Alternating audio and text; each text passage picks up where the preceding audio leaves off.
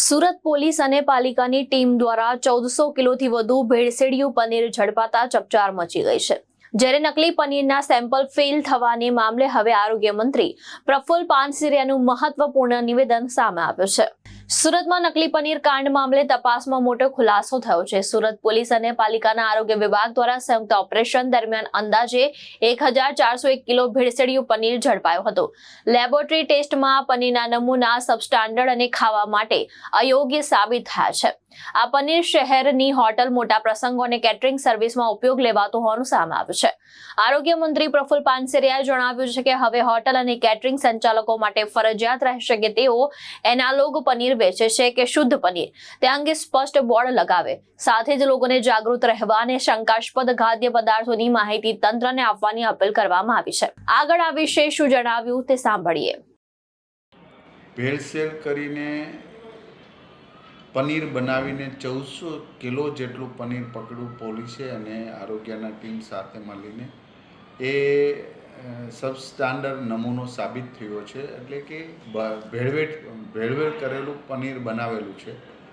તો આ પનીર હોટલો, મોટા ફંક્શનો હોય, જમણવાર કેટરિંગવાળાના હોય, એમાં યુઝ થતું હોય અને હોટલવાળાએ પણ ત્યાં બોર્ડ મારવું પડે કે એનાલોગ પનીર અમે અહીંયા વેચીએ છીએ, જે હોટલવાળા કે કેટરિંગવાળા નથી।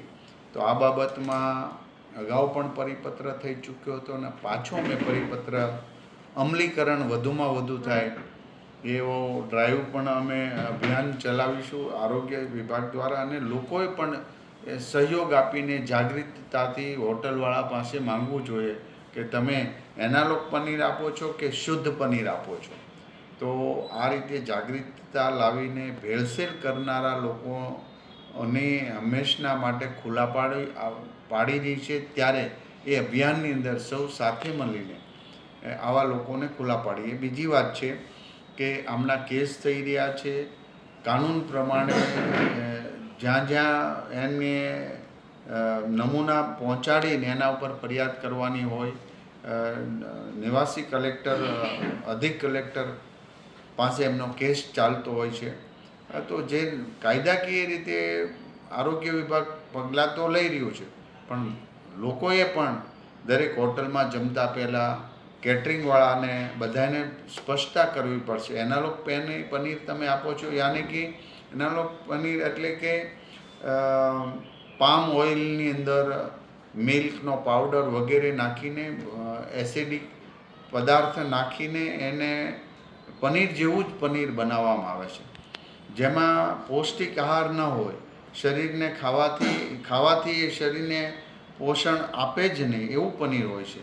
તો આ પનીર હાનિકારક પણ હોય છે।